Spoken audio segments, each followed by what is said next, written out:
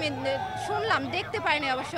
তো আমি পার্সোনালি এর বিপক্ষে। কারণ হচ্ছে শত হোক সে আমাদের বয়োজ্যেষ্ঠ, আর আমরা ছোটবেলা থেকে পড়েছি যে গুরুজনের আমি কিছু সংগঠনের সাথে কাজ করি, তো এবং ছোটবেলা থেকে আমরা পড়েছি যে পরিবেশ পরিচ্ছন্ন কিংবা পরিবেশের এনভায়রনমেন্টটা আমাদের স্বাস্থ্যসম্মত রাখতে হবে। তো এই যে এখানে ধোঁয়াই করছে, অনেকটা মনে হচ্ছে যে আমি ইট ভাটায় চলে এসেছি।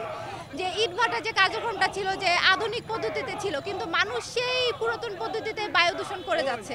বর্তমানে আমি কিছুদিন আগে একটা প্রোগ্রাম অ্যাটেন্ড করেছিলাম, সেখানে আমি দেখলাম যে সিমেন্টের ইট ব্যবহার করে, মানে পাথরের ইট যেটা দিয়ে আর কি ঘর বাড়ি তৈরি করা, অর্থাৎ মাটির পুরানো ইট নিষিদ্ধ, যেটা পরিবেশের জন্য স্বাস্থ্যসম্মত।